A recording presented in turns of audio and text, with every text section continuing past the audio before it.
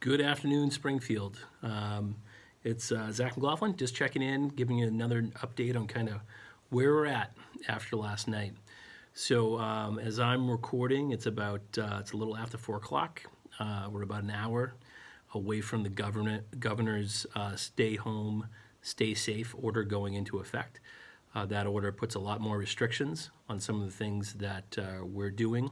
It impacts some of our operations and it doesn't impact some others. So I wanted to make sure we get some clarity out there as to which of those things are affected and in which ways.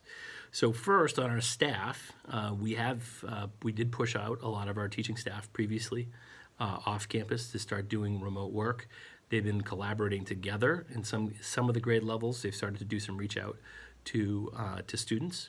So that work was already in progress. But we did have several people in front office staffs, some other folks, administrators who were still on campus. So that is coming to an end as of today. Our goal last night after I finished listening to the governor's statement, picked up the phone, and get on a video chat, which we're getting much better at here now. Video chat with all the administrators and supervisors in the districts and let them know that my expectation was that today was time to get everyone out day. So most of those folks by 5 o'clock today are going to be off campus.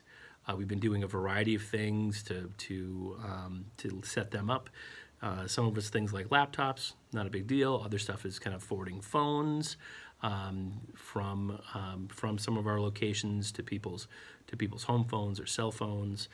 Trying to figure out ways to do that so that we're not calling those folks at 9 o'clock at night about things where you might just be trying to leave a message on a machine.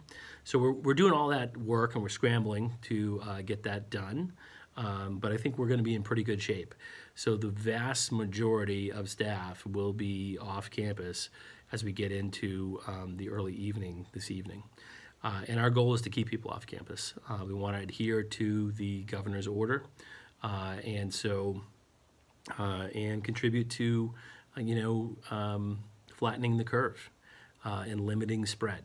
So the push is for people to get off campus. So we're working on all that stuff. We will be down to a skeleton crew around the district, and it's going to affect a variety of different things. One of which is me. I think the next time that you get a video from me, it will probably not be in this space anymore.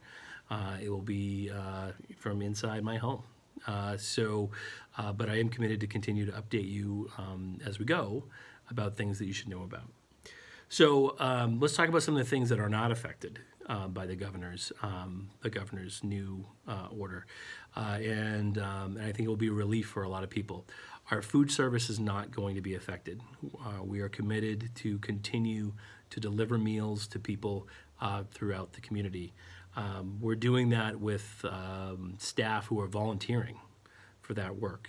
We have wonderful partners in cafe services.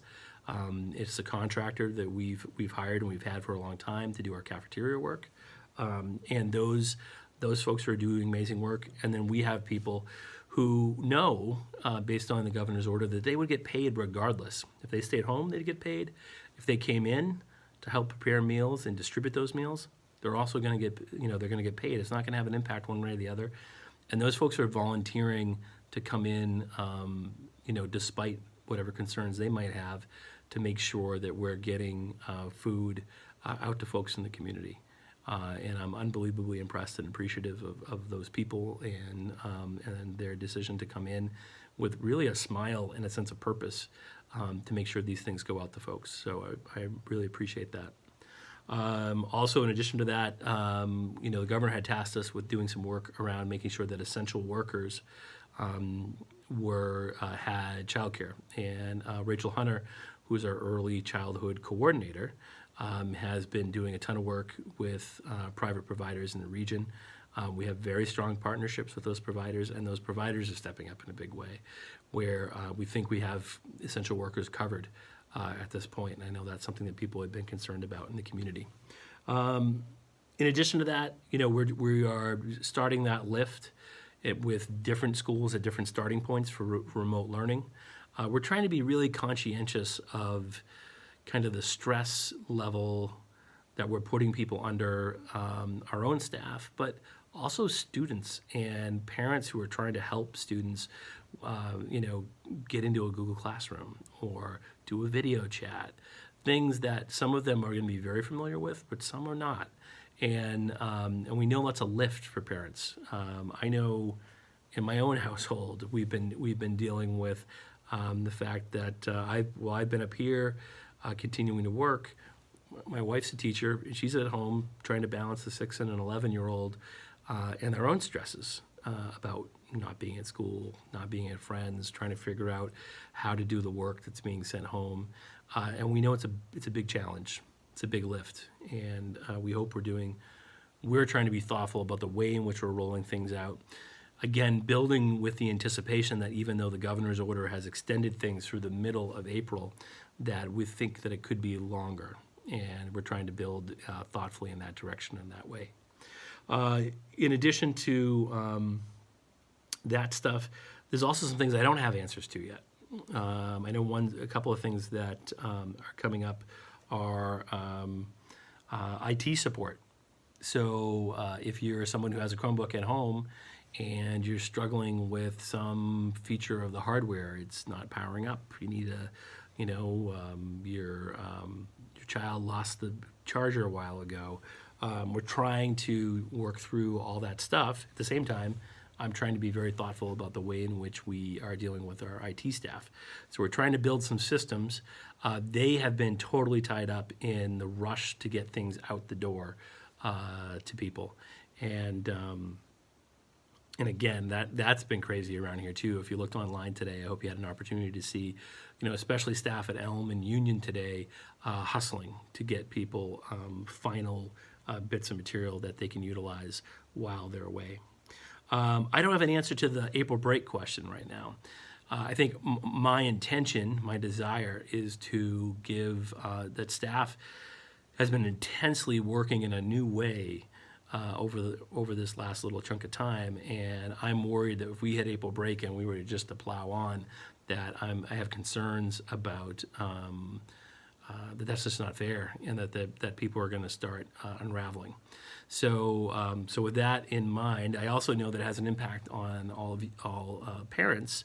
If the routine breaks up around April break, and that we're still in a position to not really go anywhere. So we're trying to figure that out, and we don't have clear guidance from the state yet. I think there's still a contemplation as to what that might look like.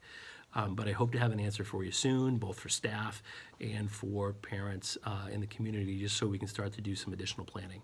I can tell you that again, our intent would be during April break that there will not be a ceasing of food delivery, but we also got to figure out how to give all those people who are doing the food work a break as well, because we're worried about how hard we're pushing those folks. They're putting out 700 meals a day in a short period of time and then distributing those. And I want to make sure that we don't push them so hard that that system is in danger, because I want to make sure we're in a position to continue to provide meals to as many people as need them here in the district. Quick things I forgot to mention on food service. One, please make sure if you haven't registered yet, we want you to register. We're using that registration process to know where addresses are so we can drop the proper amount of food at each of our different locations. If we don't have that registration information, one, we might not make enough meals. Two, we probably are not putting them in the right spots. So we ask that you register with us, and then also you go to the location. You consistently go to the same location. Hopefully that's closest to where your home is, so that we can also be strategic about the way in which we're putting out meals to people, and we have enough at the proper locations. So one other thing that I don't totally have an answer for, but it is something we're working on, is we're continuing to try to work on ways with partners like VTEL, Comcast, to provide the state, to provide web access to families who do not currently have internet access. Again, don't have solutions to that just yet, but we're working on it. So please kind of hang with us, and we'll see what we can come up with. But we are working hard to try to find if there's a way to do that. And then just to close, I hope everybody's doing as well as they can. We continue to be in these phases of new realities that we're dealing with, and I have been unbelievably impressed with the folks who work for you here in the district and their willingness to step up in a bunch of different capacities. And again, knowing they're going to get paid, but are just like, no, I want to do the right thing, and I want to help take care of this community. That's pretty amazing stuff, and for me, it's a real honor to be around these folks who are working so hard. So we're thinking about you and your family, and we hope you're doing well. We'll continue to try to provide you updates and around generally what's happening. You'll keep hearing from your buildings and stuff, and we'll keep adjusting as we go. Because if there's nothing that we've learned through this, we've definitely picked up on the fact that we have to be able to be flexible, because we keep getting new curveballs thrown at us as we kind of travel along this path. So, best to you and your families, and I hope you are in a position to be happy and healthy and we'll do the best we can on our end. Thanks.